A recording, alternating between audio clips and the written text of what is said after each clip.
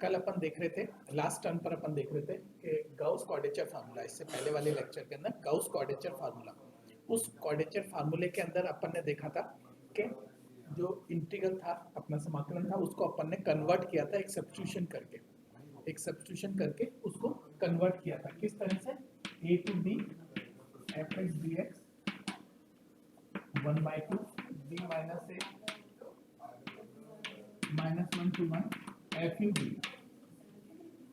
अपन ने इसको कन्वर्ट किया था, है ना, a to b fx dx, इसको कन्वर्ट किया था -1 to 1 fu d इंटीग्रल के अंदर, -1 to 1 a to b को कन्वर्ट किया -1 to 1 लिमिट के अंदर।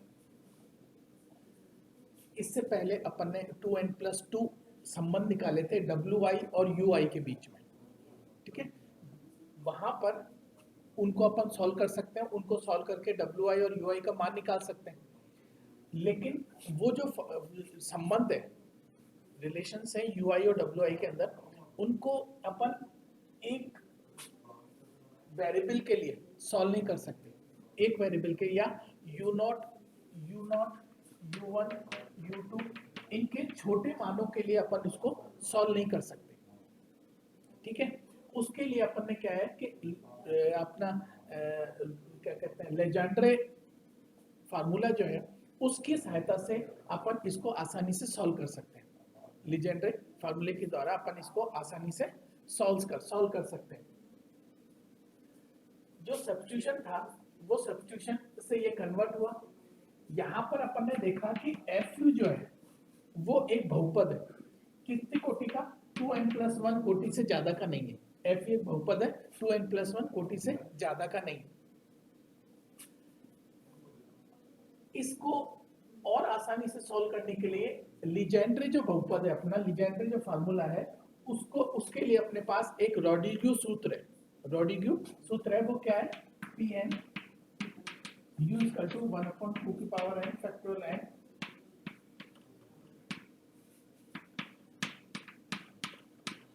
अपने पास लीजेंड्रे बहुपद के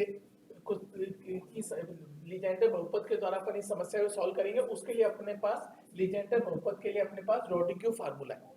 इसके अंदर ये जो फार्मूला है, इसके अंदर u0 u1 u2 un इसके मूल है।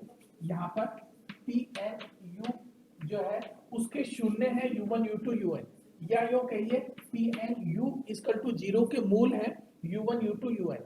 अगर ये n+1 है, यानी u0 u1 to un n+1, ठीक है, तब Pn+1 u = 0 के मूल होंगे, तब Pn+1 = 0 के मूल होंगे। इसका मतलब 1/2 की power n+1 factorial n+1 d n+1 upon du n+1 u square -1 की पावर n+1 = 0।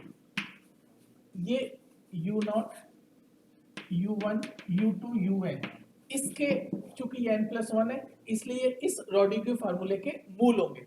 या यूं कहिए कि dn+1 upon du n+1 u square -1 की पावर n+1 = 0 के मूल होंगे, ठीक है ना, इसके मूल होंगे। इस समस्या को अब आगे सॉल्व करने के लिए अपन कुछ एक बिंदु सूत्र, दो बिंदु सूत्र, कुछ इस तरह से सॉल्व करेंगे। जैसे मान लीजिए कि n = 0, इसको अपन कहते हैं एक बिंदु सूत्र। यहाँ पर u0 इसका एक मूल है, यानी n = 0 का मतलब d/du u स्क्वायर -1 = 0। n = 0 रखेंगे इसके अंदर, ठीक है, तो d/du स्क्वायर u स्क्वायर -1 = 0 का u0 एक मूल होगा। जब n = 0 तो इसका ये एक मूल होगा। इसको अपन सॉल्व करते हैं, तो 2u = 0, दिस इंप्लाइज u0 = 0, ठीक है, u0 = 0।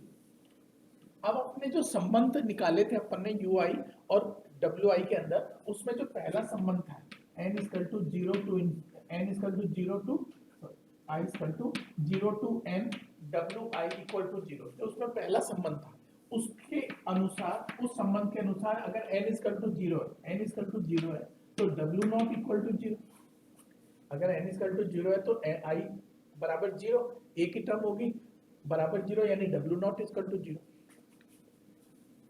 अपन ने कन्वर्ट किया था -1 to 1 FU DU, ये अपने पास क्वाड्रेचर फार्मूला था, उसके अंदर n इक्वल टू 0 का मतलब वो अपना फार्मूला क्या था, I equal to 0 to n WI FUI, इसके अंदर I equal to 0 n equal to 0 यानी एक ही टर्म होगी, तो ये आ जाएगा अपने पास W नॉट FU या FU नॉट, ठीक है, W नॉट FU नॉट, इसका मतलब इसका मान W नॉट का मान कितना है अपने पास, W नॉट का मान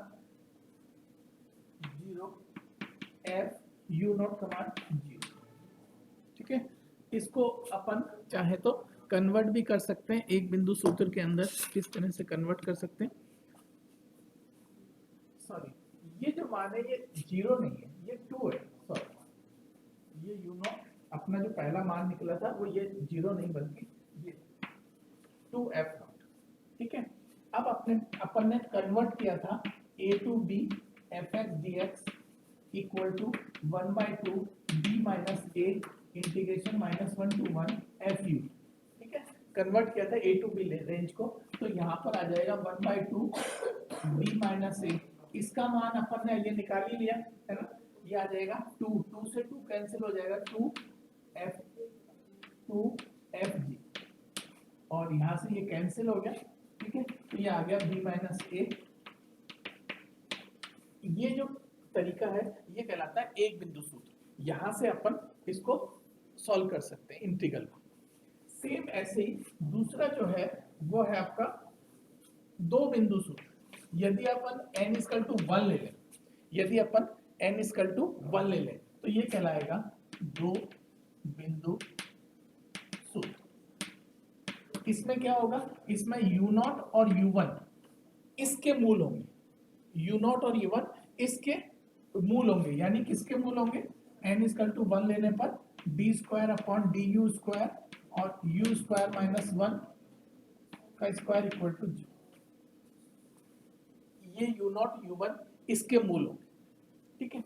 इसको अपन सॉल्व करें तो शायद ये 12 u स्क्वायर माइनस 4 कुछ इस तरह से आएगा, है ना, 12 u square minus 4 equal to 0, इस तरह से आएगा। तो u का मान जो आएगा ना वो आएगा प्लस माइनस 1/√3, प्लस माइनस 1/√3, यानी u0 तो हो गया माइनस 1/√3 और u1 हो गया 1/√3, ठीक है।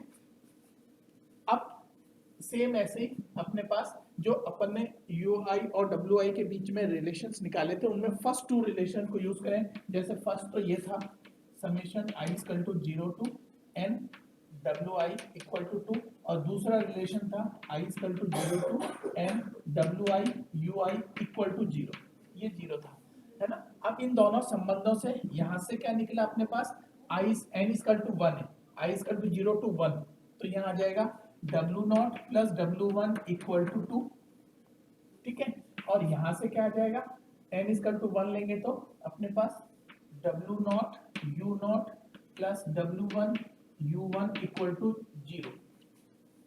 अब W0 और W1 का मान रखेंगे तो अपने पास कितना आएगा, ये आएगा W0 और माइनस का 1/√3 प्लस W1 1/√3, ये दो इक्वेशन अपने पास आ गए, एक तो ये और एक ये। इन दोनों को अपन सॉल्व करेंगे, इन दोनों को अपन सॉल्व करेंगे तो अपने पास कुछ ये आएगा,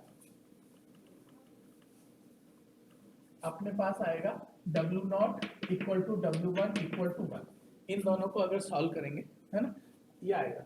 अब अपन फिर वही इन दोनों को सॉल्व करने के बाद -1 to 1 FU DU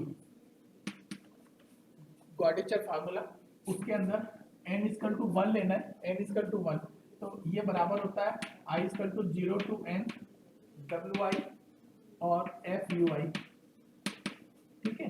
तो यहाँ n इक्वल टू 1 है तो W not F you not plus W1 F U1, ठीक है। अब ये मान रखते हैं इसके अंदर, डब्ल्यू नॉट का मान है 1 और 1, तो 1 एफ यू नॉट यानी 1 अपॉन माइनस का 1 अपॉन रूट 3 प्लस ये भी 1 और एफ 1 अपॉन रूट 3, ठीक है। अब वही अपन ने कन्वर्ट किया था इंटीग्रल को a to b F X D X equal to 1 upon 2 b minus a, है ना, और -1 to 1 एफ यू, उसकी जगह ये रख दें तो वो आ जाएगा F minus 1 upon root 3 plus F 1 upon root 3। इस तरह से अपन इस इंटीग्रल को सॉल्व कर सकते हैं। ये कहलाता है दो बिंदु सूत्र, ये कहलाता है दो बिंदु सूत्र। सेम ऐसे ही जब अपन n इक्वल टू 2 लेंगे तो वो कहलाएगा त्रि बिंदु सूत्र। उसमें क्या होगा, u0, u1 और u2 किसके मूल होंगे, वो इसके मूल होंगे। bn n बराबर तो 2 ले लिया तो यहाँ आ जाएगा 3 u square minus 1 3 equal to 0। इसको सॉल्व करेंगे तो इसके 3 मान आएंगे, तो u0 u1 और u2 इसके मूल हो, वहां से u0 u1 u2 निकाल लेंगे। सेम वैसे ही जैसे अपन ने यहाँ पहले दो संबंध लिए, इससे एक बिंदु सूत्र में पहला संबंध लिया था, दो बिंदु सूत्र में दो संबंध लिए, तीन बिंदु सूत्र में एक और जो अपन ने संबंध निकाला था उसको और लेंगे। उन तीनों से अपने पास W0 और W1 के और W2 के मान आ जाएंगे, ठीक है। उनसे और इनसे अपन फिर वही है ना, अपन इसमें रखेंगे, इसको इंटीग्रल के अंदर रखेंगे और अपने पास त्रिबिंदु सूत्र से इंटीग्रल का मान आ जाएगा। ये है Gauss quadrature formula. Gauss quadrature formula इस चैप्टर में, न्यूमेरिकल इंटीग्रेशन वाले चैप्टर के अंदर आपने देखा कि जनरल क्वाड्रेचर फार्मूला, उसके बाद ट्रिपेजॉइडल फार्मूला, फिर Simpson 1-3 formula, Simpson 3-8 formula, Weddle formula और गाउस क्वाड्रेचर फार्मूला। यही आपके कोर्स में गाउस क्वाड्रेचर फार्मूला, ये जो मैंने बोला अभी, यही केवल आपके कोर्स में, और यही चीजें आपके प्रैक्टिकल के कोर्स में भी है। प्रैक्टिकल का जो सिलेबस है वो इसी चैप्टर से स्टार्ट होता है। इससे पहले का जो टॉपिक था वो प्रैक्टिकल के सिलेबस में नहीं है, ठीक है। ये थ्योरी में भी है ये टॉपिक, ये वाला न्यूमेरिकल इंटीग्रेशन वाला जो चैप्टर है, और ये प्रैक्टिकल में भी, ठीक है। इसी तरह के क्वेश्चंस थ्योरी में आते हैं वाले एग्जाम में, और यही प्रैक्टिकल वाले एग्जाम में भी आते हैं। इसके बाद अपन आगे नेक्स्ट और चैप्टर पढ़ेंगे।